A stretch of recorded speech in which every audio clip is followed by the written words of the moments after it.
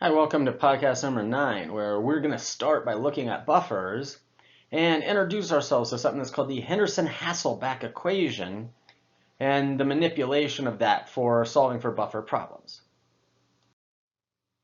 Everything we've seen in this chapter up so far has been about basically a single acid or a base in water. Now, it might not, you could have, right, we've had problems where we had like two different strong bases added together, but not a lot extra happened there. Right, but what if we added in, say, a strong acid and a weak base? How would that affect our solution? Or what if we added, say, a weak acid and its conjugate base to a solution? How would that affect things? Right, so we're going to see not only like, what if I just dumped some hydrochloric acid in, but what if I added in multiple solutes to our solution? And so what we want to do then is first think about things that are called buffers. We probably have heard of buffers somewhere in our lives, right? And a buffer is just a solution that contains a weak acid and its conjugate base, or it could be a weak base and its conjugate acid. Those are basically the same thing. It's just where we're writing them in our equation, whether it's in the reactant side or product side, what we're calling it. All right, and so these buffers, right, are solutions that are going to resist changes in pH. So by definition, a buffer has appreciable amounts of both a weak acid and its conjugate base. And so, right, appreciable amounts is a very generic term. And so we really want them to be close to a 1-to-1 ratio of the weak acid and conjugate base, and we'll see why that is as we go forward. Right? And appreciable is just meaning that there has to be like, a decent amount of both of them. You can't have like, one little granule of weak acid, one little granule of the conjugate base. That doesn't do it for it. It says that it's highly resistant to changes in pH, and we're going to see, right, why that is and what we can do to affect that. And it also says that the pH is close to the pKa of the weak acid. And we'll see this mathematically soon. All right, and why that is going to be important to us and how we're going to use that in order to choose the right buffers. All right, so those buffers are keeping us from having big changes when we add a strong acid or a base, but they do still change in their pH, and we're going to be able to calculate those changes soon enough. There happens to be two ways that we can prepare a buffer. All right, the first way that we can prepare a buffer is shown here. This one is the way that is done the least often, and yet is always presented first in every textbook I've ever taught out of. Right, but we're going to learn how to do it this way, and then we're going to learn the way that any good chemist would make a buffer a little bit later on. But there are some notes on this side that are very important. So what we can do is we can mix a weak acid and the sodium salt of that acid. All right, and I say sodium salt, right? This could be, right, any spectator ion. So it could be, say, like the potassium salt of that. Or, right, remember from the salt slides we just went over, this could be like the calcium salt of that, right? Because that's, right, group 2, calcium and below are spectator cations. So any one of those is a salt. What happens when we do that, right, is I can take my weak acid, we can dump it in to our water, and we're going to have some weak acids floating around. Then if I take, say, the sodium salt, and I dump some sodium salts in as well, right, well, what we're going to get are some sodiums and some of that B minuses. All right, well, these guys, spectators, these guys are weak acids, and these guys are the conjugate bases or weak bases, these two things make a buffer. All right, now the last couple of bullet points on there are really important. It says that the fact that we have a weak acid allows it to react with a strong base. And notice that it'll react with the strong base, and when it does so, it's going to then use up that strong base, and the weak acid is going to be converted to a weak base. All right, so we're dumping a strong base in, but notice that once that reaction has taken place, we don't have strong base in there, we have weak base. And so the pH doesn't change as much as we think it would. The fact that we have a weak base, right, when I add a strong acid to that, it is converted to a weak acid. All right, so we got that weak base, it's going to react with that strong acid and, right, not neutralize it by the definition of neutralization, but we're going to convert that strong acid into a weak acid, which won't affect the pH quite as much. So the four main things that we're going to get out of learning about buffers should be, right, first off, determining the pH of the buffer itself. Before we do anything to it, if I just have a buffer, can I determine its pH? All right, number two says determining appropriate buffer system. Let's say that you want to have a reaction take place, and you know that that reaction takes place really well at a pH of 5. And it doesn't happen quite as well at a pH of 7. Well, a good way to do that would be to make a solution that was a pH of 5 and allowing the reaction to take place in there. And a good choice in that is to make a buffer solution so that the pH doesn't really change over time very much. And so we were going to choose the right way to make that solution at a pH of 5, and that's called making a buffer system. All right, the third thing that we're going to learn how to do is determine what is the pH change of a buffer when we add a strong acid or a strong base to the buffer. So we're going to be doing number one and then adding a strong acid or base to it and seeing how the pH changes. And then lastly, we're going to be able to determine something that we can call the buffer capacity, right? Or if you have a buffer, how much acid or how much base can you add to that buffer until you have exhausted its ability to be a buffer anymore? If we want to determine the H+ concentration, or realistically what we're going to be looking for then is we're going to be looking for the pH of a buffer system.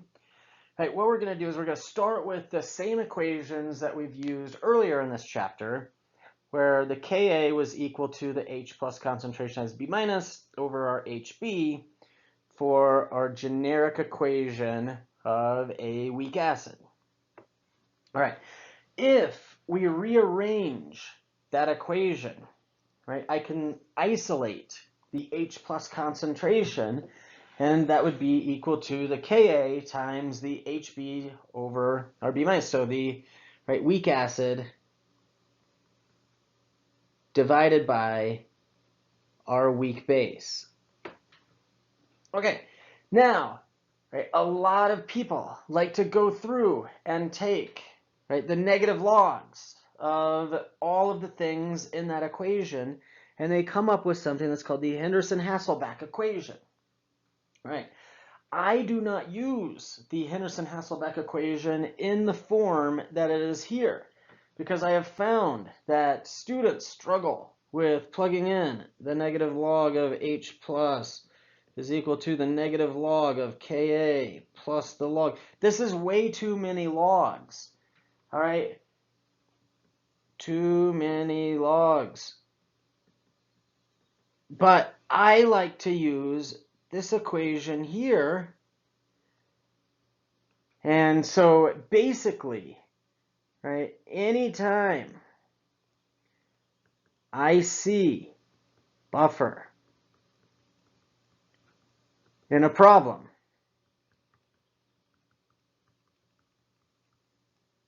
I'm going to almost always use this equation at some point in that problem, because I can solve for the H plus concentration, and then I can take the negative log of that. So I use the negative log one time, and that'll give me the pH. All right, so we are going to do some notes on this Henderson-Hasselbalch equation, but think about all of those notes being the same as for the equation that I like to use as well. There's two basic pieces of information here on this slide, and both of them are going to be pretty important. All right, number one says you may always assume that equilibrium is established without appreciably changing the original concentrations of HB or B minus. Okay, what this is saying, and what's kind of hard to see, but is if I'm making a buffer, okay, and if I'm making a buffer and I say want to toss in some HB into that buffer, what I should know about that is that the HB is going to come to equilibrium with some H plus and some B minus. So really, the second that I put that in there, it is going to ionize partially. And so the HB at equilibrium wouldn't equal the HB that we started with. Okay, but we're going to assume that they do. And the reason that we're going to assume that they do is because at the same time to make my buffer is I'm going to put some B minus in there. Well, we know that the B minus would react with some water and come to equilibria with some HBs and some OHs. And so the B minus amount is going to then react with that water, so it's going to go down by a little bit, and so the concentration wouldn't be equal to the concentration that we started with. But again, we're assuming that they do. The reason is because notice that this HB is going to make some B minus, but this B minus is going to make some HB. So we're going to assume that they're going to make the same amount of each one of them, so they counterbalance each other, and so they will have the same amounts. So however much you pour in of these things, we're going to assume that that's how much is in our buffer solution. All right, number two, and probably going to be used way more often, says that because our HB and our B minus are present in the same solution, the ratio of their concentration is also their mole ratio. All right, this just means that we can work with moles directly. We don't have to convert everything into concentrations. So what this says is, right, if you have the concentration of HB, right, that's the moles of your HB divided by some volume in liters. And then you got your moles of your B minus divided by some volume in liters. What that's saying is that these liters are identical to each other, and so they cancel each other out.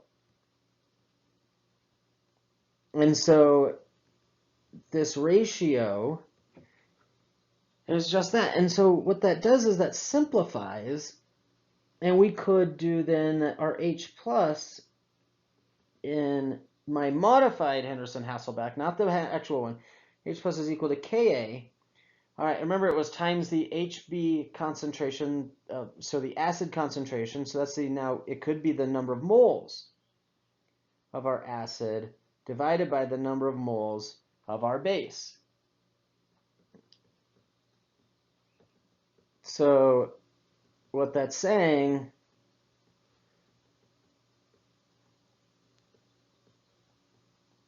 is that these two will yield the exact same answer because they're in the same volume, right? I've dumped both of these things into the same volume of liquid there, so the solution volumes are the same.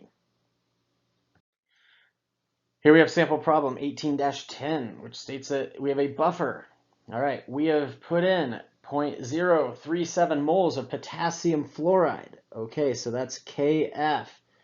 So spectator.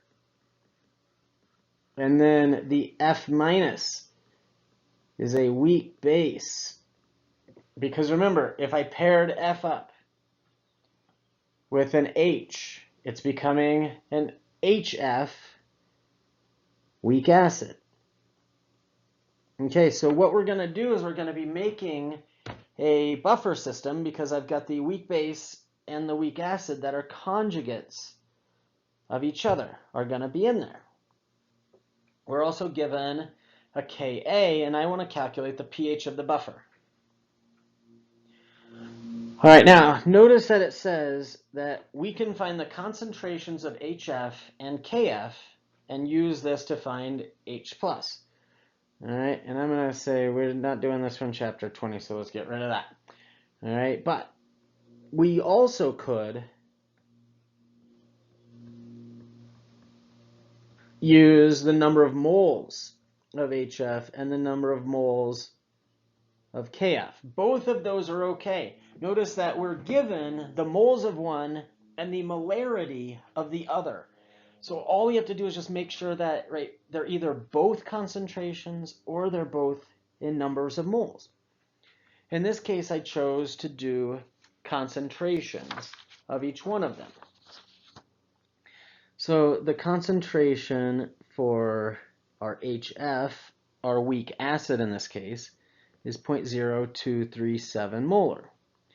And the concentration of the weak base, which is Kf, or just the F minus, doesn't matter which one, I'm just going to plug in the F minus, is 0.037 moles per volume, 0.135 liters. So we get that to be 0.27 molar. All right, now we're going to plug that into my modified Henderson-Hasselbalch equation, right? I said anytime I see the word buffer, I'm probably going to use this equation, is equal to Ka times, all right, in this case it's HF over my F minus, so 6.9 times 10 to the minus fourth. HF was 0.0237, F is 0.27, so our H plus is going to be 6.1 times 10 to the minus fifth. We're going to take the negative log of that, right, to get our pH, and we get that to be 4.21 is our final answer. All right, so we've been able to figure out, okay, if we have a buffer, how can we solve for the pH of that buffer? That was number one of the four things that we're going to learn about buffers, and it's using this equation here in order to solve for that. All right, next up, we're going to move on in our next podcast to choosing the correct buffer system, which was number 2 on our list of things that we need to know about buffers.